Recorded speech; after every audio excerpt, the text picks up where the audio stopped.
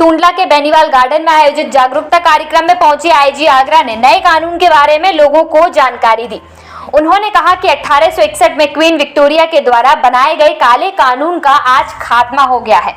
प्रधानमंत्री द्वारा बनाए गए नए नियम से लोगों को न्याय मिल सकेगा। आईजी दीपक कुमार ने कहा कि पहले डकैती अपहरण होते थे, अब वह नहीं होते, नए तरीके से अपराध हो रहे हैं, इसलिए नए कानून का होना जरूरी था। 1861 में क्वीन विक्टोरिया ने जालिम कानून को लोगों पर जुल्म करने के लिए बनाया था। आज उस काले कानून का समापन हुआ। इस कानून को नए रूप में, नए तरीके से न्याय संहिता के रूप में लागू करने का अवसर पुलिस अधिकारियों को मिल रहा है। 5 साल के अथक प्रयासों के बाद इस कानून को लागू किया गया। वर्ष 2019 में प्रधानमंत्री के मन में विचार आया कि महिला, बच्चों और पीड़ितों के साथ न्याय हो, इसलिए इस नए कानून की नींव रखी गई।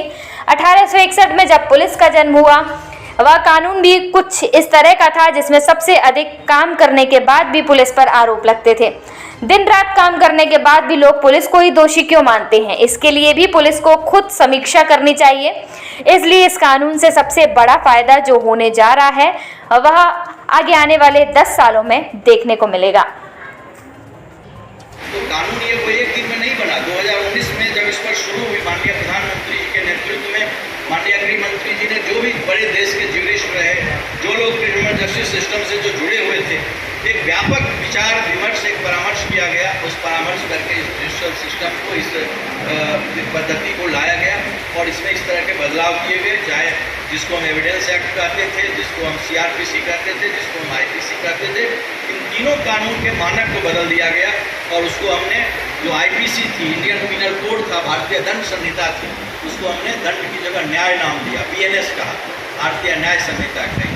जो CRPC थी, जो दंड प्रक्रिया संहिता जिसको हम कहते थे, उसको हमने भारतीय नागरिक सुरक्षा संहिता कही, BNSS का, भारतीय नागरिक सुरक्षा संहिता, जो पहले CRPC था।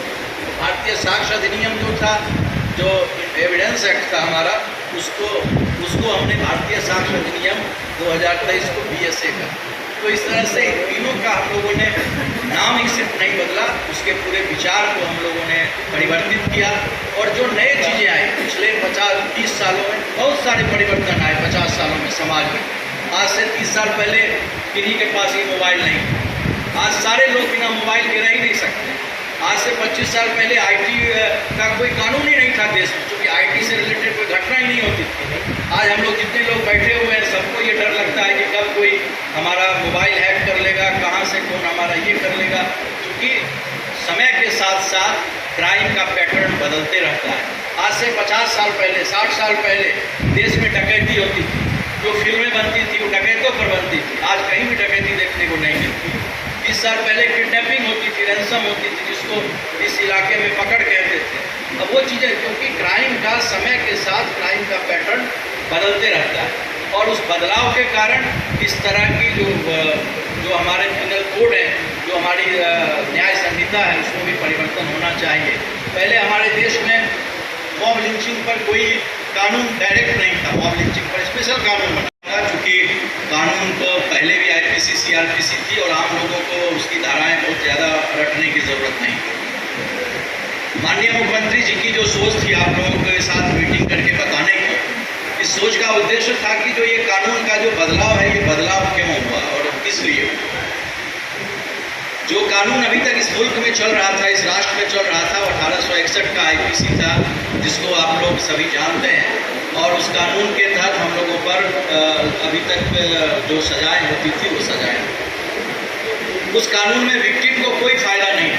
वो कानून जिस आदमी के साथ अन्याय होता था, जो विक्टिम जिसको हम लोग कहते हैं कि जिसके साथ अन्याय हुआ, उसके प्रति कानून मौन। लेकिन इस नए कानून को 2019 में माननीय प्रधानमंत्री जी के मन में यह विचार आया कि औपनिवेशिक मानसिकता के इस कानून को हमें हटाना होगा और जनहित के लिए, जो कि महिलाओं के प्रति जो कानून सकारात्मक रूप से सोचे, जो बच्चों के प्रति जो कानून सकारात्मक रूप से सोचे और जो भी विक्टिम है, जिसके साथ अन्याय हुआ है, उसके प्रति जो कानून सकारात्मक रूप से सोचे, तो इस राष्ट्र में एक ऐसे कानून का हम निर्माण करें। मैं आपको एक चीज़ बताना चाहता हूँ दोस्तों, कि क्रिमिनल जस्टिस सिस्टम में चूँकि पुलिस, मैंने आपसे पहले लाइन कहा कि जो पुलिस का जन्म हुआ 1861 के इस पुलिस एक्ट के कारण इस देश में, और वो कानून भी इस तरह का जन्म हुआ कि जैसे ऑनरेबल चीफ विधायक जी ने भी बताया और आप लोग सभी बहुत प्रसन्न हुए, क्योंकि पुलिस की इतनी मेहनत के बाद भी यदि एक ऐसा ऑर्गेनाइजेशन जिस ऑर्गेनाइजेशन के बारे में के शिकायत पर सबसे ज़्यादा ताली बजती है तो वो पुलिस विभाग ही है। और विधायक जी ने एक बात कही तो आप सबने बहुत तालियां बजाई, और ये पुलिस के लिए ये चीज़ चिंतनीय भी। कल एक घटना घटी मथुरा जी में, 2 लाख लीटर का एक पानी का टंकी था, वो गिर गया। वहाँ सबसे पहले पहुँचने वाला व्यक्ति कौन था? तो हमारा कोतवाल था, हमारा दरोगा था, हमारा सिपाही था, हमारा फायर सर्विस ऑफिसर। रात में लगातार 24 घंटा तक से वहाँ पर जो रेस्क्यू चल रहा है उसको करने वाले हमारे एनडीआरएफ और एसडीआरएफ के साथी दिन रात इस मेहनत करने के बावजूद भी इस व्यवस्था में, इस तंत्र में सारे लोग क्यों पुलिस को ही दोषी मानते हैं? इस चीज़ को भी पुलिस विभाग को स्वयं में इंट्रोस्पेक्शन करना है। और इसीलिए इस कानून का सबसे बड़ा जो फायदा होने जा रहा है वो अगले 10 वर्षों में दिखेगा।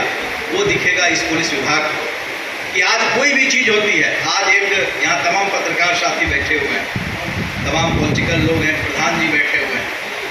आज कोई भी एक घटना होती है, अभी हमारे दरोगा जी किसी का गाड़ी रोक लेंगे कि भाई आपका चालान करना है, सारे लोग आरोप लगाएंगे कि भाई वो तो दरोगा तो 2000 रुपया मांग रहा था, भले वो एक पैसा नहीं मांगा, क्योंकि कानून का व्यक्ति पालन ही नहीं करना चाहता। बदलाव है और इससे लोगों को क्या फायदा होने वाला है?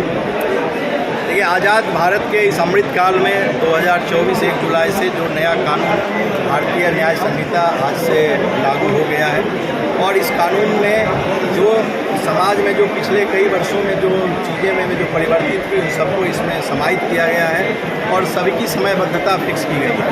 क्रिमिनल जस्टिस सिस्टम के जो 4 आयाम हैं, जो पुलिस है, प्रोसिक्यूशन है, जुडिशरी है, जेल है, तो इन सब का क्या दायित्व है और सबको समयबद्धता के साथ इसमें समय सीमा तय की गई है ताकि किसी प्रकार किसी व्यक्ति को समस्या नहीं हो। आज FIR से लेकर अन्य चीज़ों में लोगों को जो समस्या आती है, सभी लोग आप अपने घर से कभी भी कहीं भी FIR कर सकते हैं, ये भी सुविधा दी गई है। इसके अलावा चार्जशीट के बाद भी उसकी टाइम फ्रेम है कि चार्ज जो फ्रेम होगा उसकी भी समयबद्धता है।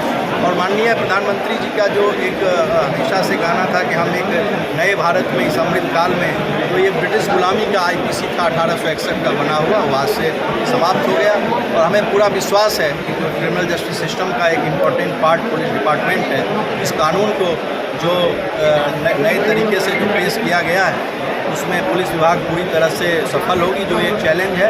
और इसका आपको प्रतिफल जो है अगले 2-3 साल में जब जजमेंट आने लगेंगे चार्जशीट के बाद, तो आपको देखने को मिलेगा। और हमें